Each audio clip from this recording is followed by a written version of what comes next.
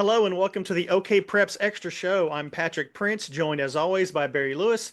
And Barry Lewis has that big smile on his face because all state and all world football is in the books. So, another year of honoring kids. Great job as always, Barry. A lot of great athletes on that list. What's the feedback been? Think it's been positive for the most part, and it's always sometimes the sounds of silence can be good too because we haven't had a lot of complaints, thankfully. So I I think it's been mostly positive feedback. There was one person who had a complaint or a question that I'd like to address because I think it also goes to a bigger issue when we do these teams. He was wondering, he couldn't understand why Shaker Reisig was not first or second team All State or All World for that matter.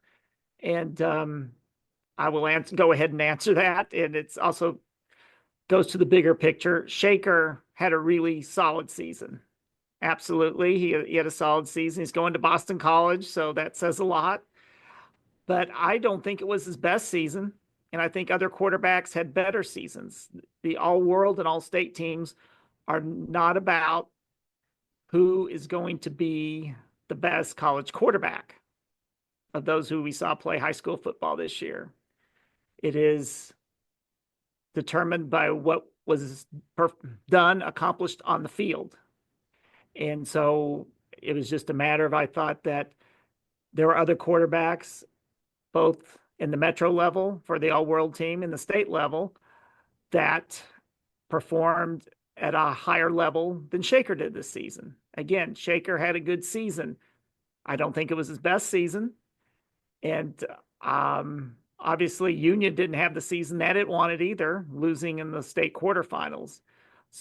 So it is not about who the best college prospects are, or who I think is going to be the best college quarterback among those who played high school football this year. And that very well may be Shaker. I think he's got a great future ahead of him at Boston College. But it's the performance on the field. And that's why Shaker, there were just other quarterbacks I rated ahead of Shaker as far as what they did on the field this year. Now, remind us who those quarterbacks were. Three of them are on the our all-world offensive player of the year finalists. Jamarian Bird Ficklin of Muskogee, who was the offensive player of the year winner last year. And then John Mark Roller of Regent Prep and Cale Charbonneau of Wagner. Cale could have been on either side of the ball. And of course, you may ask, how can I have three quarterbacks on the first team? Well, that's why when I first started doing this, wow, 20 years ago, I put the AP designation, which is all purpose. And you can also, if a quarterback excels at another position, you can put them in the all-purpose category. And I had two of those all-purpose categories this year. And sometimes I might move a player who excels at one position, but if there's a logjam at that position, I'll move them to another position where they also did well. Bird Ficklin also was a really good punter. Didn't have to punt a lot for Muskogee, but when he punted, he was good. To not give away who's going to be the offensive player of the year, I tried to share the wealth, so to speak. So John Mark Roller was the quarterback for the all-world team and Bird Ficklin for the all-state team. And then I shared the AP honors. I flipped them. So one of them was the quarterback on the all-world team, the other on the all-state team. And then they were the all-purpose award on the other designation. And then Cale Charbonneau was all-purpose on both of them. Although, again, could have had him, he could have been on the defensive side of the ball he was that good. So contributions on both sides of the ball definitely were taken in consideration. But all three of those, you look at what their numbers, what their teams accomplished. I think if you compare them to Shaker, with all due respect to Shaker, I think you'd have to say what those three did rank higher than what Shaker did this season. I thought your John Mark Roller signing day story was really interesting, Barry. And well, I don't want to take away what you're going to say, but I mean, basically, it was, his Division One dream is not yet over, as it is for anybody. There is a transfer portal, and it's easier now than ever to move to Division One, even if you didn't start there. Do you see John Mark kind of eventually ending up Division One? I think so. I've got the confidence that he will be able to eventually live out that Division One dream. And I just think he's got everything you're looking for. Basically, what it's coming down to now, the way the transfer portal is going, is that the smaller colleges, the non-major colleges, the smaller four-year colleges are since serving as what JUCOs used to and still do. I mean, people who you felt weren't quite ready from an athletic standpoint to play major college football, but still wanted to play major college football, they would go the JUCO route. Because basically, there was a time when we were growing up, Patrick, not so long ago, that when you signed with the college, it was pretty well. You thought you're going to, for with a 4-year college, you were probably going to go there all 4 years. That obviously didn't happen all the time. There were transfers even back in those days, but it wasn't nearly the every year type of situation where everyone's like a free agent after every season that you see now.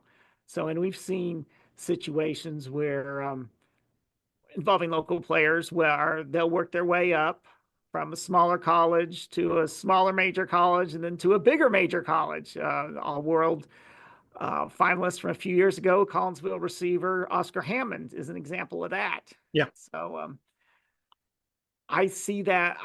I see John Mark doing really well at Southwest Baptist and getting a chance to play major college football someday. I think Paul Smith, the TU great quarterback, I think who was at the ceremony yesterday for John Mark. He's known John Mark for nearly a decade. I think he expressed it well, and it also is also a bit jarring when he says, he is TU's second all-time passing leader, passing yardage leader, and when he says, even with all he accomplished in high school football, that he probably wouldn't have been offered back then if it was back if today's picture you took it back 25 years ago or so.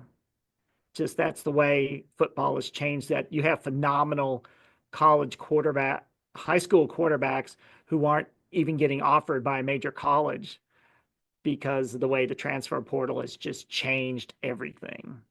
So when you look at a Paul Smith and he doesn't even think he would have got offered 25 years ago or so, and see what he accomplished at TU and what a great career obviously he had there, and that I think it really puts it in perspective. And he's got all the confidence that John Mark can play Division I football.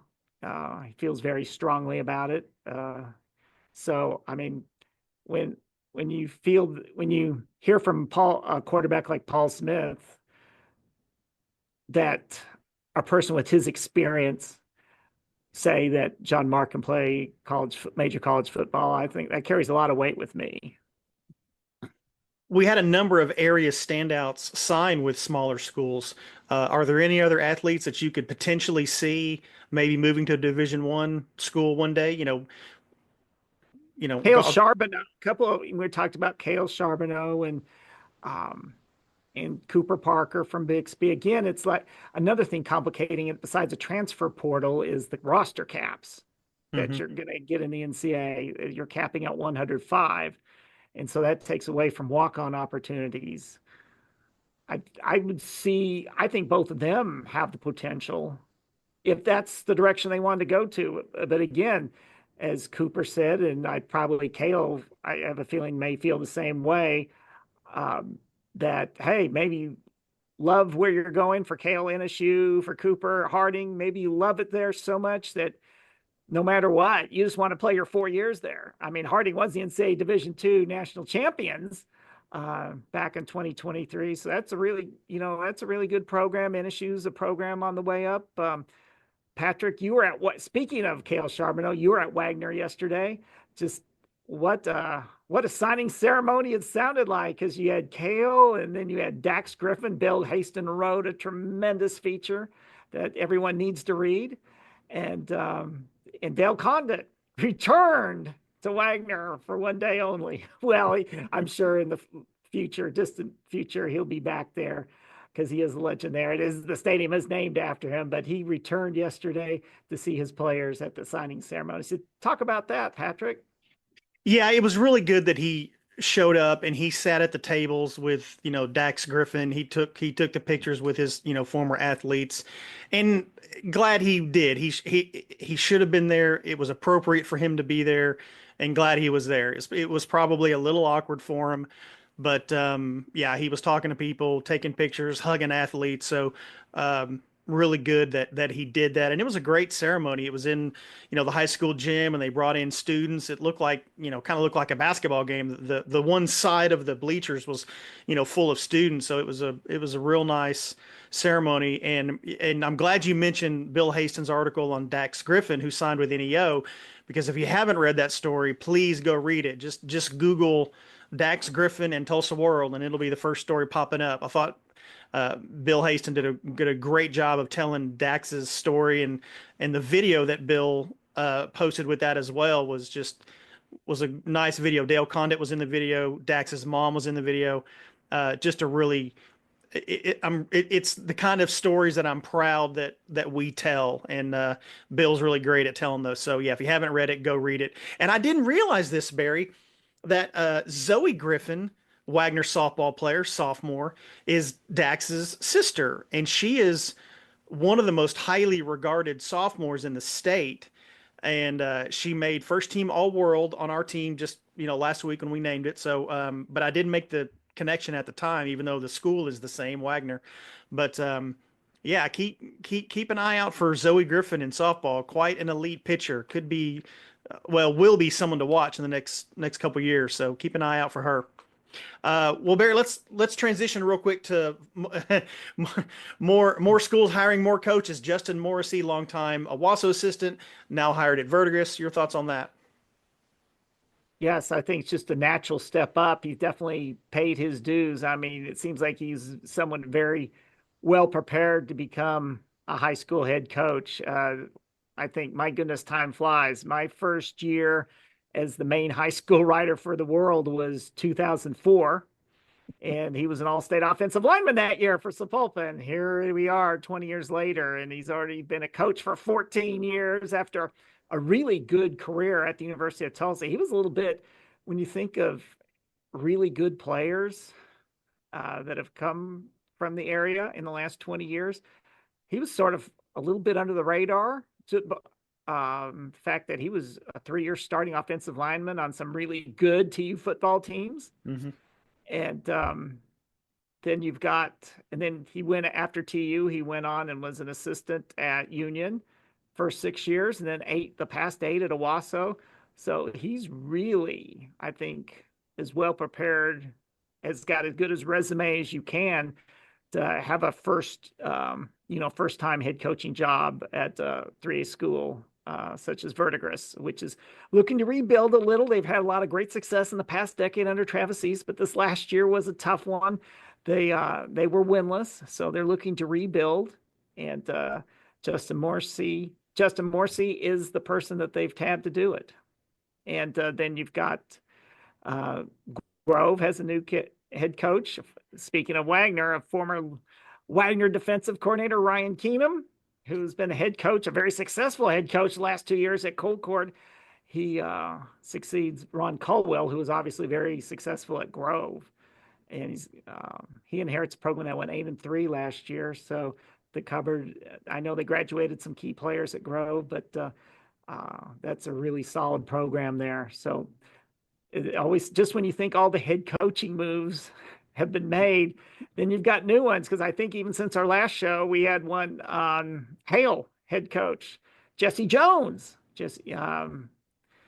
Again, this is the theme of the week, former great TU lineman, because Jesse Jones was a great lineman. He's known as Jesse Stoneham at TU back his last year there was 2005, the Liberty Bowl team, I believe. And he's got a really good resume. Jenks and Union, and now his son has been a all-world selection offensive lineman the past 2 years, all state this year.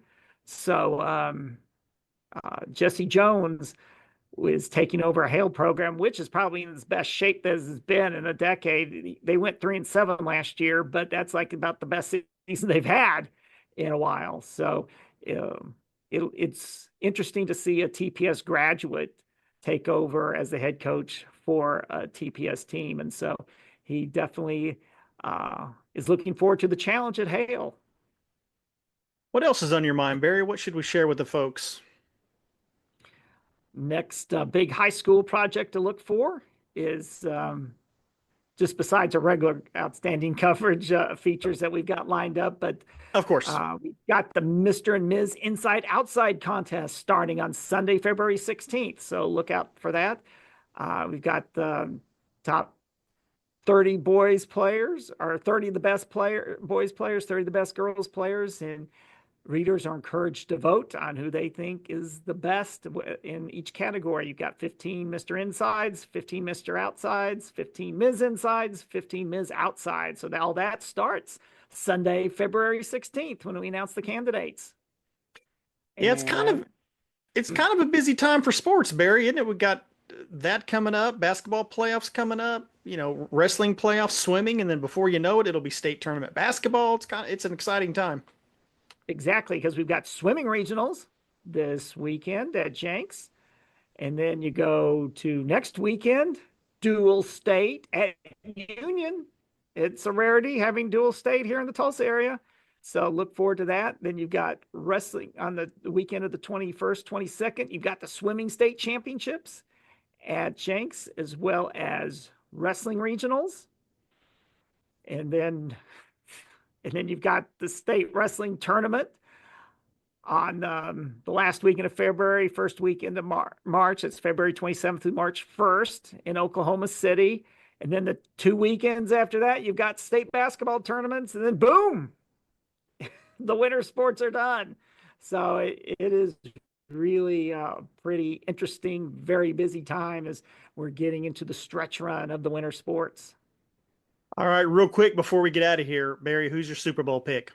Kansas City, no doubt. I'll say Kansas City 28-27. The Eagles miss a field goal at the end. That's it for this week. Barry and I will be back next week. Thanks for watching.